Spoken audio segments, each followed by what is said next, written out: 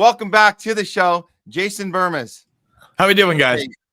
So other than terrorizing immigrants, it seems like Donald Trump has broken every single other promise that he's, talked about on the campaign trail, with the biggest one, Jason, and I think you might agree, being right out of the gate, day 2, right?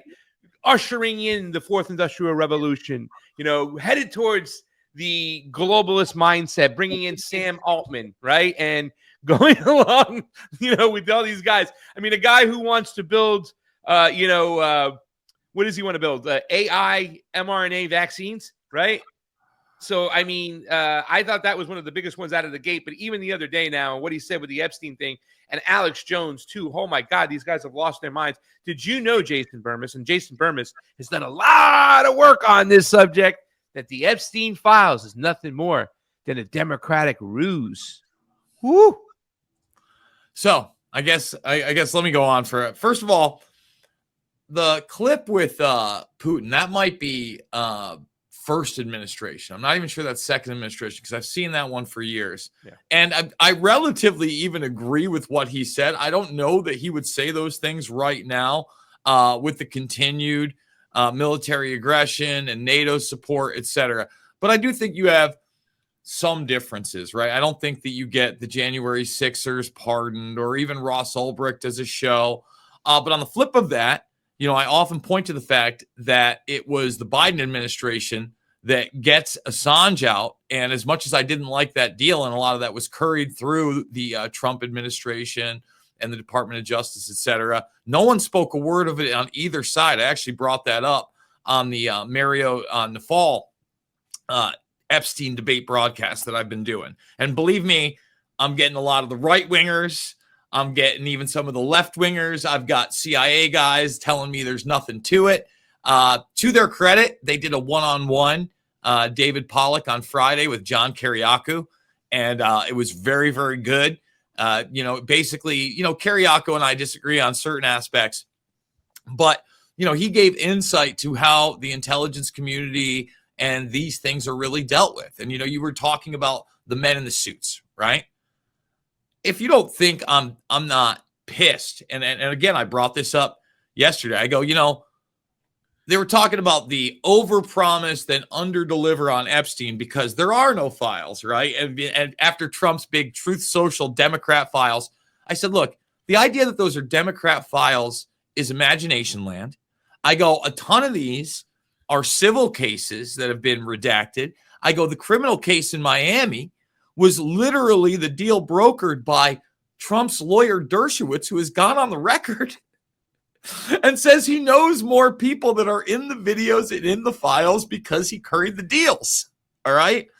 So, I mean, right on its surface, I mean, we could go on and on and on about Epstein, and I did. And, it's a 2-hour broadcast.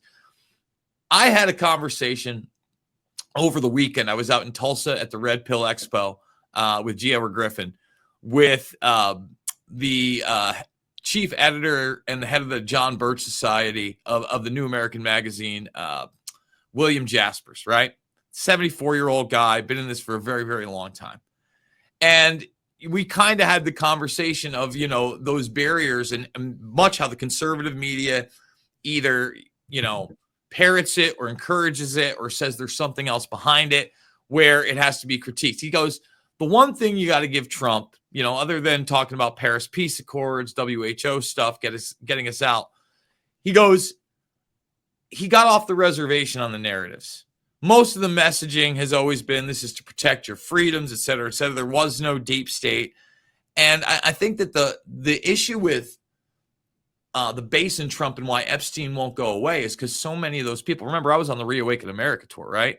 Really bought in to white hats and the QAnon nonsense and, all these people and Superman was coming to save you.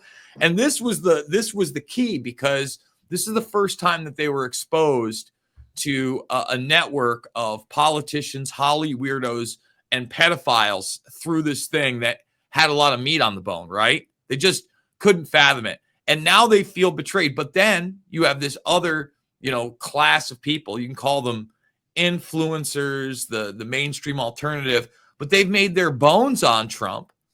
And, they feel like, well, look at a Bongino, look at a Kash Patel. They literally went on an internet tour, and now they're part of that administration. So, in a lot of ways, I think that they're trying to sell it so they can try to curry favor into a next administration or even this one.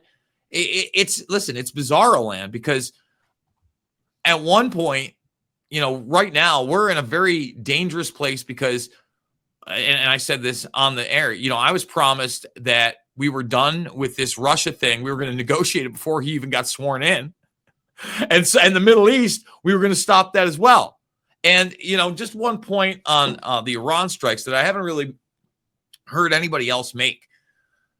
You can argue whether or not Iran had a nuclear weapon for a long time, a delivery system. We've been hearing these things since the 90s, as you well know, Pasta.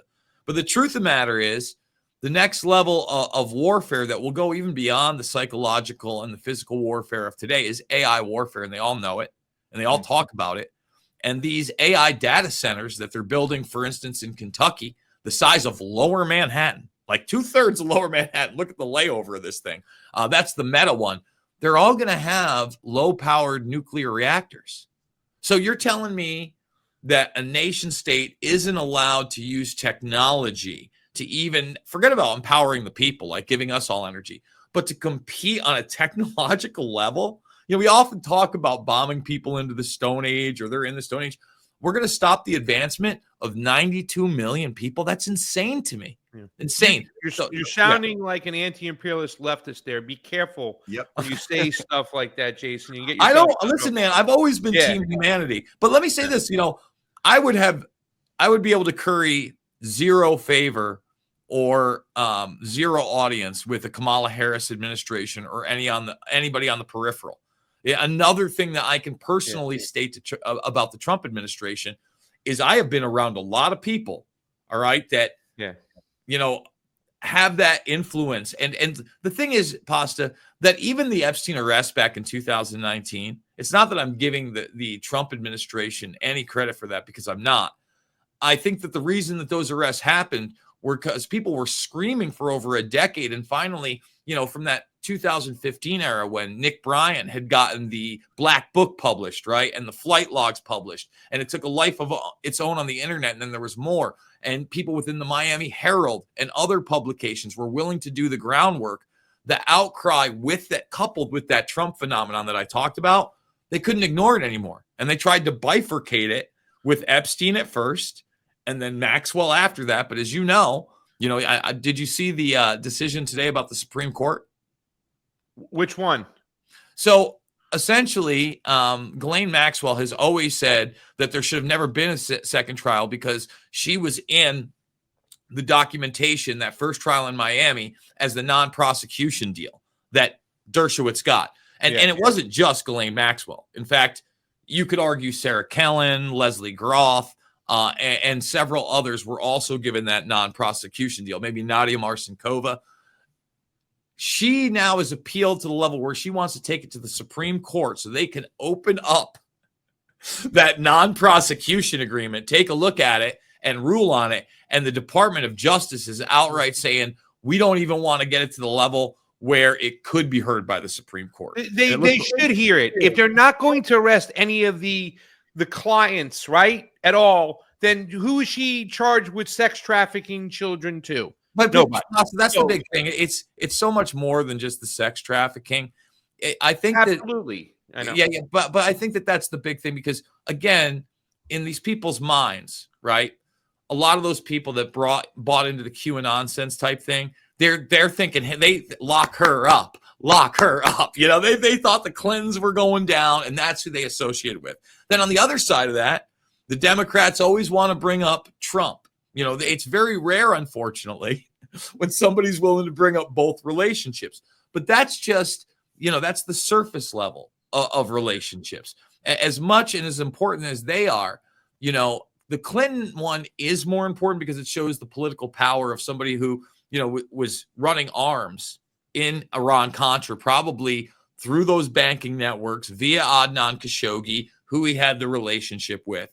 And now Americans, the boomers that still are around, that's one thing they remember is Iran-Contra. And they're going to go, you're telling me Epstein was involved in Iran-Contra too? And then you start getting into, wait, that it's that realization again that Israel was a big part of Iran-Contra and a big part of today. And that network has always included what?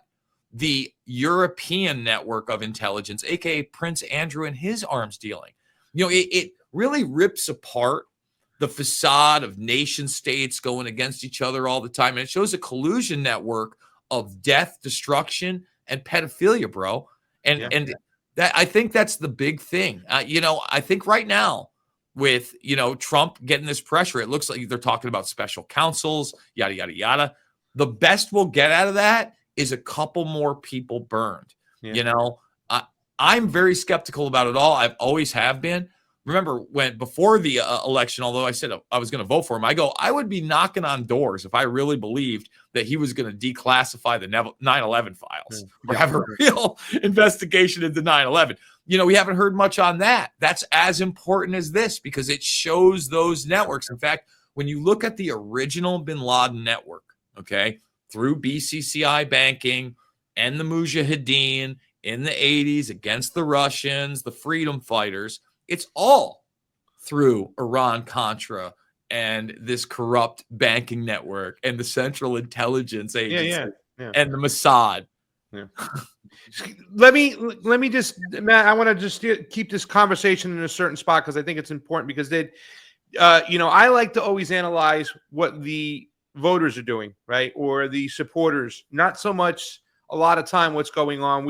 I know that old saying, they're all corrupt, they're crazy, they're corrupt. And you did mention just recently that shortly before, not recently, that's a word. You just mentioned that you can connect. You'll never connect with the Kamala Harris audience, but with some of the Trumpers, you're there. And listen, I'm about to start reconnecting with a lot of them on election integrity. There's some exciting stuff going on in the election integrity world. And it's mostly the conservatives that are there because a lot of the Democrats that stayed aboard are playing team sports. But let me say this. The reason is because a lot of the leftists, the true leftists, aren't in the Democratic Party. We don't consider the Democratic Party left. We consider it the party occupying a space where a real left party could be. And the guys like me and Matt and Max Blumenthal and Fiorella and, that Jimmy Dore kind of mentality and all that, we left the Democratic Party. The problem is the right conservatives stayed in the party and they still look at Donald Trump as an outsider when it clearly shows. Now, it might have been okay. You want to go talk, you can connect with a lot of Trump people. There's a lot of Democrats that I connect with. Well, I agree there, but Pasta, here's the thing that scares me. You're kind of alluding to, leaving the party. Those same people you're talking about on the right with Trump that stayed in the party, I don't want them to go to a Musk or Nuts party. Are you kidding me? I mean, you can go to Musk or Nuts. You can go independent. A lot of those people who leave the party should also realize that Musk or Nuts is all about getting us into the fourth industrial revolution. Well, that's my point. Also a Zionist. But let me just make my point because isn't it important now, Jason, today, to say, okay, a line has been fucking crossed now, and it's a little bit too much. I mean, I know it doesn't bother them that much that, hey, pedophiles, you can walk free, but we're going to go intimidate fucking Jose selling tacos in L.A. and shutting the whole place down in a blue state that loves their immigrant community. You know what I'm saying? Okay, that's it. But everything else, every single thing, even now with Ukraine getting weapons again, no new wars, bombing Iran that you talked about, isn't now enough for them to go, okay, this is bullshit, because I see too many of them. I saw a tweet the other day from a guy who has 500,000 tweets, Jason, that he said, you can be mad at the pedophiles and still support Donald Trump. I do. Are you kidding me? Isn't enough now and it's time to walk for these Trumpers? I mean, I don't think it's ever going to be enough for some people, right? You just kind of talked about, I mean, look, we got 3.5 more years of this, right? I don't know what the next election cycle even looks like. I don't know that it matters. I was never on the reservation, right? Like anyone cheering for war for me, I'm always going to be opposed to. And anytime I see, Code Pink, I may disagree in some instances, but if they're the ones up there against an Anthony Blinken or a Lindsey Graham or any of those people, I'm all for it. You know, I've always said we need something better. And you don't bend the knee. You try to change what the administration is doing. I think with the Epstein thing, that is happening in real time, right? They realize, because again, Trump got away, like I said, with the lock her up. Okay, that didn't really happen. Trump got away with telling everybody he loved the WikiLeaks, right? And then basically going on this whole thing where he doesn't even know. I don't know much about Assange and all this other stuff. You know, he's gotten away with a lot of things too, just like you said. He got away with, you know, the videos to some extent of him and Epstein coming out, even though, again, if you've done the research, you knew they had a relationship. I don't think that, you know, on the one side, you have those people saying, oh, it's because, you know, Trump's in the files. We know Trump's in the files. He's in the lawsuit files that are already declassified. I believe if they had anything sexually on him, that would have been part of him not getting in there. I also believe that, you know, the assassination attempt was real. They would rather have somebody else in there. The reason I brought up Musk is I'm very, very concerned that you get enough people over there, and either you do put somebody independent in there that, you know, is just as terrible, technocratic, pro-war as anything you could imagine, and then people think that's freedom, or you fracture it so much that you get a run-of-the-mill Democrat that you, as you know, I mean, what Democrats have really stood out to you telling the truth over the last decade? Zorhan, what is his name? Mandami. All right. Well, I'll be honest. No. It was a joke. See, okay, that's my point. Yeah. So now we're really in a tough spot because it looks like we already knew that the Trump administration was rife with Peter Thiel, right? I think that's on steroids if you get a Musk candidate in there, but it's the same thing if you get a Democrat. I don't know that there's another third rail. And look, the guy has bent the knee. How many times? Like I was incensed when he re-Trumped, I guess, because it's Truth Social, that AI video of beachfront property in Gaza. Like, what lunacy is that? I also think a lot of people got fooled with this whole Doge thing, and they were going to cut government. It was really going to happen. And then what really happened? Not much, but AI's coming in there. So look, you know, Pasta, unfortunately, a lot of people are not politically savvy. Another reason this Epstein thing is going to live on, because people I've got kids. These people were having sex with kids. I don't like it. What's going on here? They don't get the intricacies of these things. I don't know that it goes away, but, you know, let's look at another thing that Trump promised on and supposedly signed an executive order on. I haven't seen much difference in it. The idea that the government isn't going to censor anymore, right? I don't see much change in the algorithm on Facebook. Do you? I'll say this. I was telling you, I'm growing for the first time on YouTube. Something's happened there, but it's not like I'm blowing up. You know what I mean? Like, I'm not remonetized either. My reach on X, which is supposedly the free speech platform. Have you seen this new warning that you can get? No. So I'll just show it really quickly. So I was in a debate. I guess it was somewhat lively, but no one had called anybody names or anything like that. And it was basically on the Trump assassination being a hoax. They were saying, you know, they didn't think it happened, but so I went to reply, and let's see, we'll bring it right up here for everybody. And they says, why can't you reply to this? There it is. Right. We try to keep X a place for healthy conversation. So we've disabled most of the ways to engage with this post. So I had to screenshot that, and I could not reply. Like, if you look, he wasn't cursing at me. He's given an A, B, C, D. This is the kind of debate that I actually want to have. And guess what? I'm not allowed to have it on the platform I got to pay $85 a year for if I want to stream or put up a video more than 2.5 minutes on. Right? So there's a lot of problems. I think they're beyond administration, kind of like Putin was alluding to. And I think that's another frustration of people that really bought into this. There've been no indictments or prosecutions. They're pivoting now, talking about Fauci. Do you think that's happening? I don't. It's just distraction gate. More. I think that they go through the motions. I believe it was the movie Syriana. You ever see Syriana? Yep. Yeah. George Clooney. Yes. And at one point, they're all in a room. They realize massive corruption has happened. It's out in the news, but they're getting ready to bifurcate. And they just sit there, the prosecution and the defense and the guy that's going to jail. And he goes, listen, this is what's going to come out. We're going to recommend 3 to 5. You probably serve 18 to 24 months. And then we're going to end it. You're going to serve it here. Like they tell them, you're basically going to the vacation spot, and this is how we're going to deal with that situation. That's how they like to deal with these situations when they get out of control. Yeah. I don't know they can do that with this one. But then again, you escalate a war too much. I just saw you play that clip about Trump. And, I think that he was kind of measured. He didn't call Putin a lunatic. But, they tried to kill Putin. Has Trump acknowledged that? He doesn't even acknowledge that he knew. Well, you know what? I don't. They given him plausible deniability, probably, and didn't tell him, or whatever. Yeah, exactly. I don't know that he did know, which makes it even worse. That's the system. That we have a system where it is. Basically, if the right kind of rogue intel or rogue military officer decides to take out a nation state's leader without the president knowing, and you listen, had that happened. Trump has a decision to make. Does he want to look weak and be like, I can't believe this happened? Because he's not going to be able to get, again, what would happen there?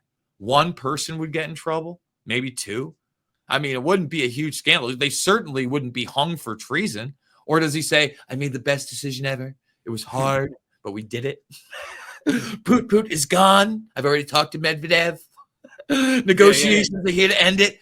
We live in that kind of bizarro world. And just like that, those were the kind of conversations. First of all, I think that Pasta. And I've met Roger Stone. He's always been pleasant to me. I had a great conversation with him years ago on my broadcast. I should get him on again. He is a big part of not only the messaging that Trump puts out there, but the messaging that surrounds that kind of Trump sphere of alternative media. He sets a lot of narratives. I've watched Roger Stone just as much as I've watched Alex Jones in this whole Epstein debacle over the last couple of weeks, right? And, it's pretty clear to me right now, for instance, you got to wonder, Ghislaine Maxwell's out there, and I'd love to get your take on this. She's saying that she's ready to testify to Congress. Now, if that happens, it's in a closed session. You think she's just going to tell everything that she knows? Or do you think that even she is going to get coached before that, if they allowed it to happen, to say, you're going to talk about this person, this person, this person. Most of them will be dead. And then the 1 or 2 people, and we'll see where it goes from there. You know what I mean? What's your take on this? Because I think one of the reasons that Maxwell hasn't talked is she saw what happened to not only her father, but Epstein. And she knew what they were charging her with. She thought she had a chance to get off. And by the way, even after that, she talks about that prison. It's pretty country club for what you've been accused of. Well, her father slipped on the boat and fell off. So, just be careful. Wear your deck shoes when you get on the yachts. So, what I'm saying? That's what she's learned. And Jeffrey was just suicidal. He was a depressed guy, and, he decided to Epstein himself. So, no, listen, all kidding aside, I think that, like you said, they're going to throw some fish out there. There might be 1 or 2 people. Andrew will definitely be one of them, because even though he's still alive, he's untouchable because he's a monarch of sorts. And, people would just bitch and complain about it. But I think they'll give a lot of names of people who've been dead or at the end of their rope, or they can't prove it, or what's going on. And, well, let me give you an example. I think that one of the people that they'd be willing to sacrifice is Bill Richardson, because he's already in the documents. He's already been named. And then on top of that, it's real. You can have some of the victims come out that have already taken from the Victims Compensation Fund, that have already signed NDAAs, and say, all right, you've signed the NDAA, but you're now allowed to talk about this. We're going to allow you to talk about this. And those victims will probably talk about that, number one, because they want to or need to. But number 2, that also gives them an opportunity probably to go on, news shows, get paid, possibly do a book, et cetera, et cetera, et cetera. There's financial, and I hate to say that's how the world works, but it's how the world works. Yeah. Right. that I think that's the only chance that it somewhat goes away with this base. But by then, I mean, now you are talking about a cycle that's well beyond the midterms. And here's the other funny thing. Let's talk about this while we're talking kind of that blood-brain barrier between quote unquote Trump influencer and Trump administration. Bannon's sitting on, I thought it was 8 hours. I went back and looked at 15 hours of interviews with Jeffrey Epstein right before he gets picked up by the SDNY in 2019. Now, Bannon's out here, and rightfully so, saying the Republicans are going to lose 30 to 40 seats unless they do something real quick on this. Well, isn't it a little hypocritical that he's sitting on those videos and he's not putting that out? And I'm not saying that Jeffrey Epstein's being totally honest with Steve Bannon, but I guarantee there's a ton of names in there. I guarantee he talks about the Clinton Foundation and the Clinton Initiative. I guarantee we get an insight to why he had those paintings of Clinton and Bush, right? Like pretty weird stuff. You know, I would assume, and who knows how far he went, right? Why did he have MBS up on the wall?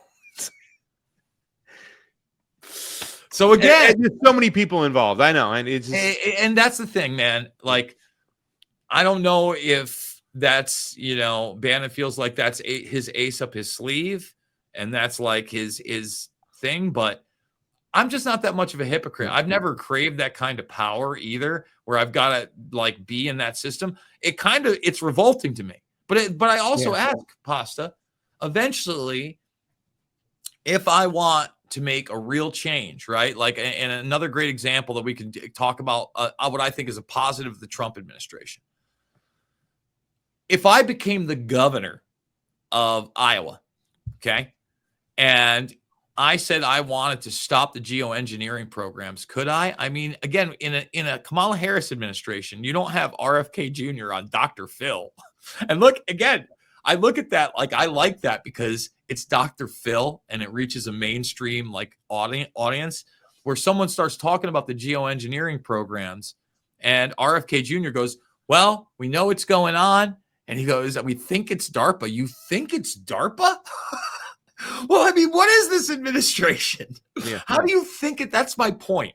At least that's getting into the arena. So I wonder if I went through all these things that are just, I could tell you, they turn my stomach. I don't want to run for office, but I get in there and I'm like, we're done with geoengineering. And like, for some reason, I'm in a situation where they're like, the fuck we are.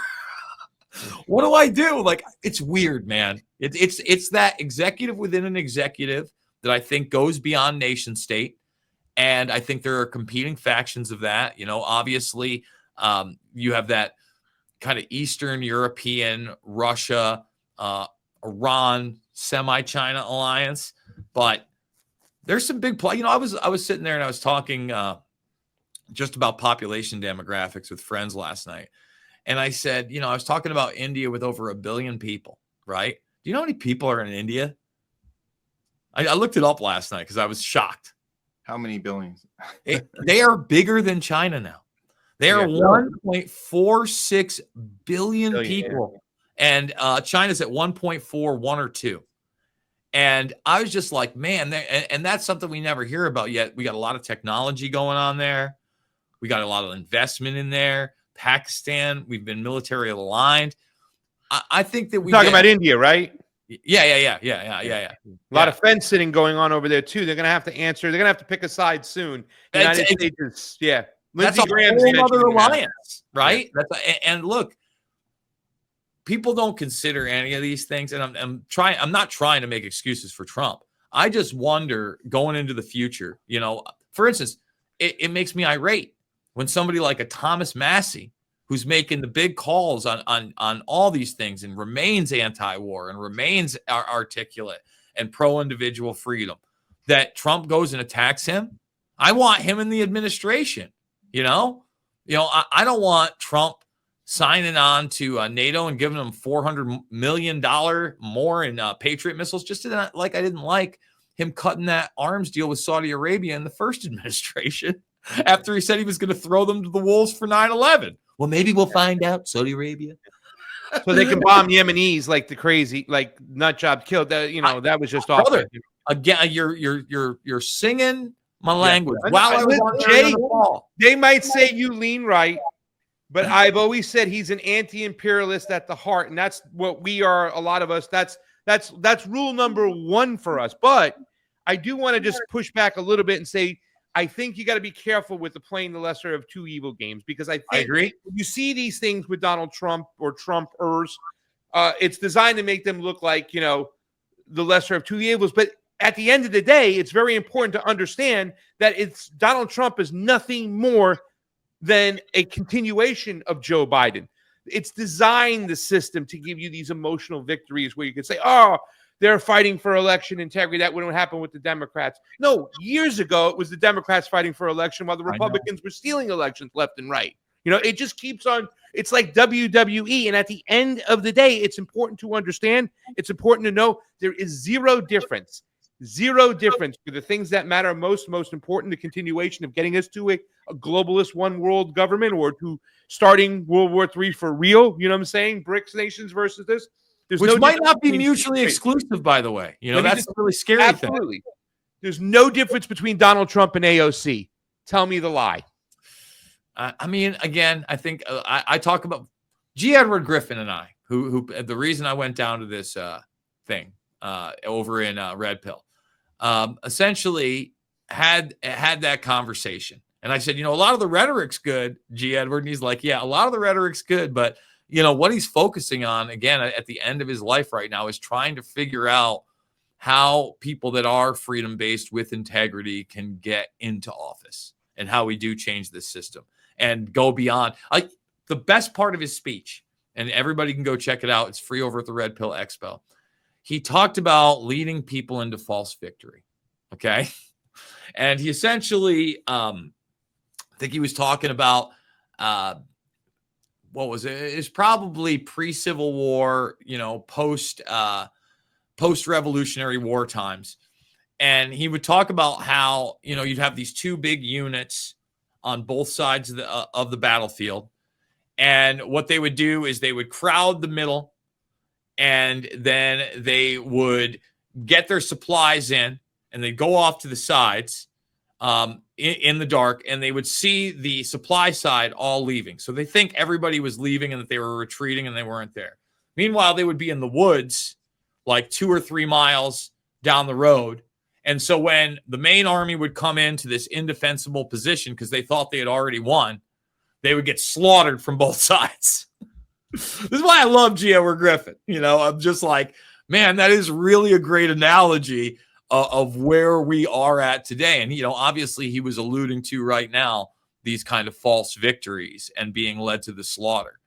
So in a lot of ways, listen, I've kept up on those things. You know, J.D. Vance, you know, me and my brother had this conversation, Pasta, probably a week and a half ago, because to me, I think it was foolish of Trump on many levels to do those Iranian strikes. And if you want to get assassinated for real, forget about just getting hit in the ear, but maybe 3 or 4 go off and through your head and have it blamed on Iran. Keep doing that kind of stuff, right?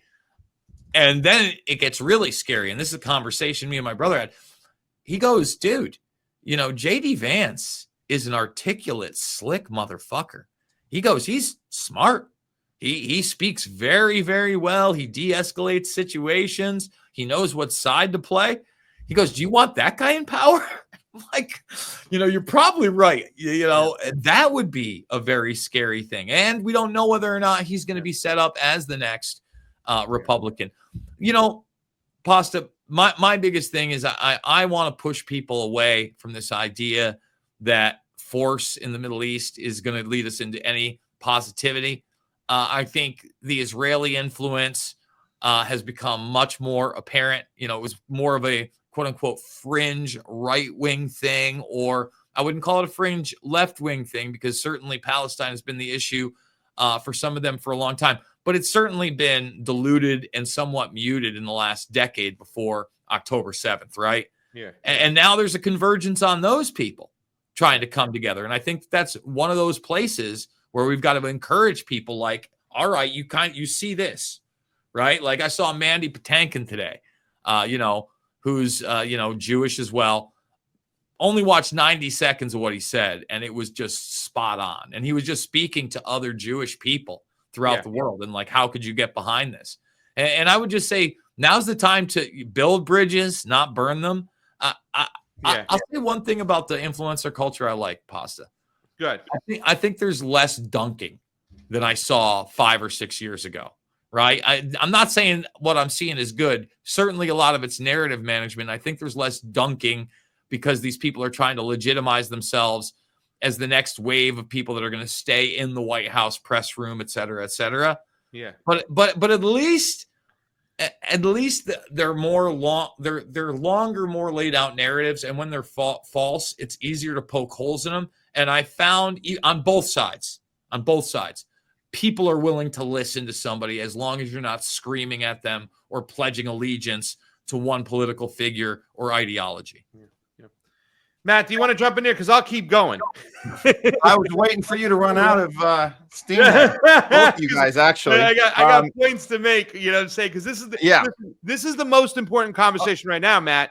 We talked about it right now. It's how people from each side and the tribal relationship are looking at, you know, their party. Because I was just going to say to Jason, is like all these things that you talked about, that you get these little victories here, stopping geoengineering, election integrity now has been taken over.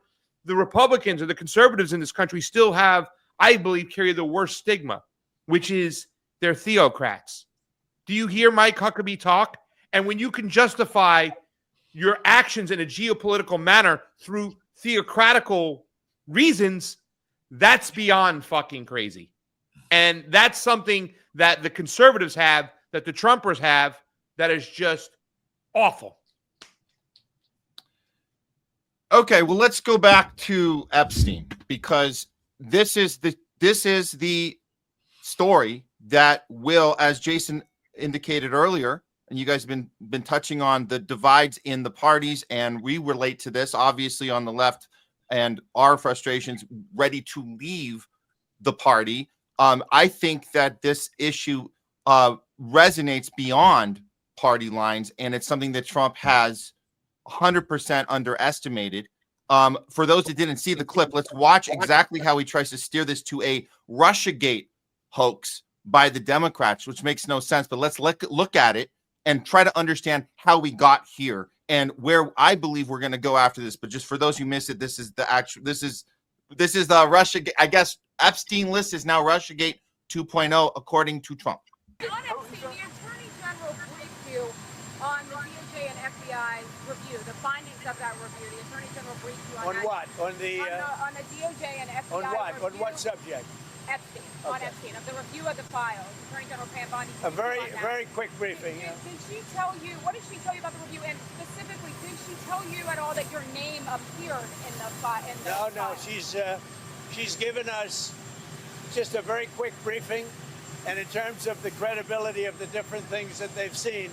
And I would say that, you know, these files were made up by Comey, they were made up by Obama, they were made up by the Biden, we went through years of that with the Russia hoax, with all of the different things that we had to go through. We've gone through years of it, but she's handled it very well. And it's going to be up to her. Whatever she thinks is credible, she should release. Yeah. On Texas. So, again, I'm in the camp that he's completely underestimated this moment, because we've had so many others, right? We've been talking about this whole conversation. The every single moment of disappointment, there's enough MAGAs to make excuses and to say, you know, we talk about the 6D chess, 7D chess excuse. And of course, there's obviously a few hanging on right now. These disgusting tweets we've seen from people saying, I'll ignore child sex trafficking. I still like the guy. But I do think there is a moment occurring right now in MAGAland. But beyond that, just in the right wing in general, very similar to what we've had on the left. And it's not going to be, obviously not going to be covered accurately by the media. I don't even think when we have conversations, I don't think we even explain it so well sometimes. So this is the best explanation I can give. When we say we're done with the Democratic Party, we're not looking for another way to win. It's a protest. We're saying we're done. We're done with the system.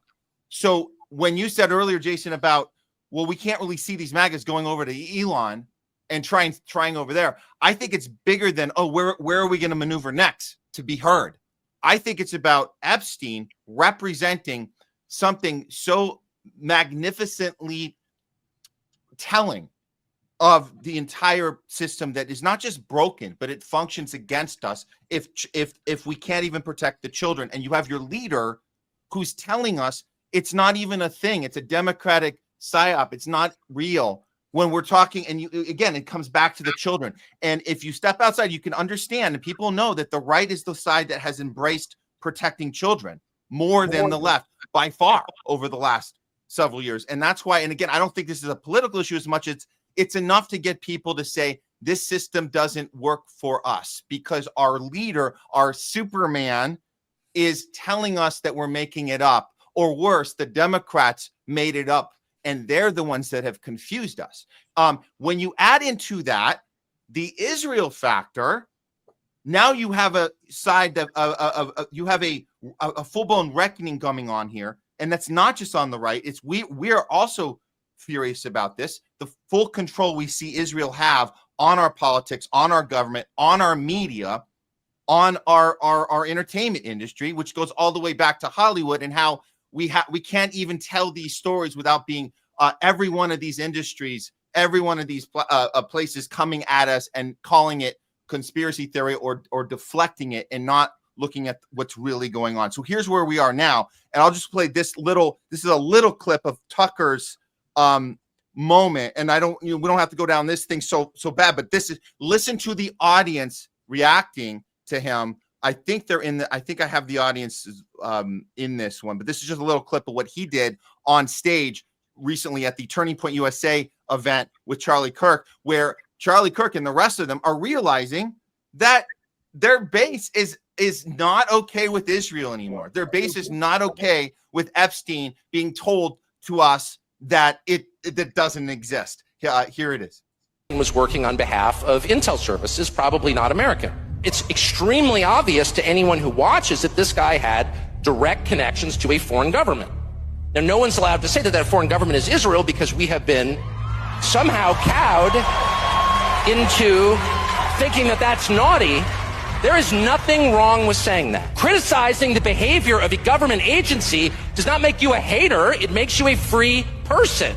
It makes you a citizen. You're allowed to do that because you're not a slave, you're a citizen. And you have a right to expect that your government will not act against your interests, and you have a right to demand that foreign governments not be allowed to act against your interests. So the roar of the crowd, which there was a lot of it when he was speaking, but this moment of we do not accept this actually goes back to your point, Jason, about the censorship issue not being something that Trump did the exact 180 on that one as well. But it all comes to a point, I think, a point of this is the moment of truth right now. It's Epstein. It converges everything, right? It converges the protecting children. It converges the Israel control of our government, and it converges with free speech and censorship all together, along with the war machine and the imperialist war machine we have a problem with. So all of that together, this is where the right says enough, and I don't think they can recover from this. I don't see Trump recovering from this moment right now, especially that he's doubling down that this is a uniquely democratic political move going on. Well, I'll say this, let's see what they do, because, now that Ghislaine may talk, they would have to really rush into it to do something before the midterms, right? He's going to have to craft something. But just because you brought up Tucker, I think that this is kind of another win with this whole phenomenon, right? Yeah. It's not just that at Kirk, but again, I'm not in love with Tucker Carlson having Andrew Tate on or promoting Conor McGregor as the next president of Ireland, but he did just interview the president of Iran for over an hour. No one else is doing that, okay? And whether they disagree or agree, it's that kind of unfiltered access that I want to a world leader. Years and years and years ago, I believe it was RT that did those English-based interviews with Bashir al-Assad, right? I want to see those things, period. And if Tucker Carlson is going to be that outlet, I guess he's going to be that outlet. So I don't know where else to go. That's my point. I think that we got to keep pushing forward. We got to be intellectually honest with one another. This idea of team baseball has to end on so many levels, whether it's, liberal, conservative, Republican, Democrat, etc. That's why I really have always hated those kind of labels, because I may adamantly disagree with one certain aspect of a political party. There's no way, just like every person, I'm going to agree with everything that they stand for unless I am the political party. And by the way, that's not really great either, because I change my mind, and we all should be able to change our mind by looking at information and having discernment. Gentlemen, it is almost 4. I've got to bounce. I appreciate the hour. If there's anything else I want to leave on, I hope people go check out my documentary films, because there's a lot of people out there that don't understand this international intelligence aspect, or that it goes beyond a nation state. And, my films on both 9/11, Loose Change Final Cut, and Fabled Enemies show you that network. And then Invisible Empire and New World Order Defined and Shade the Motion Picture really expand on it. I love you both. Yeah. I'll see you soon. Awesome. Jason BERMAS, the guy who taught me about Bilderberg. We love you, buddy.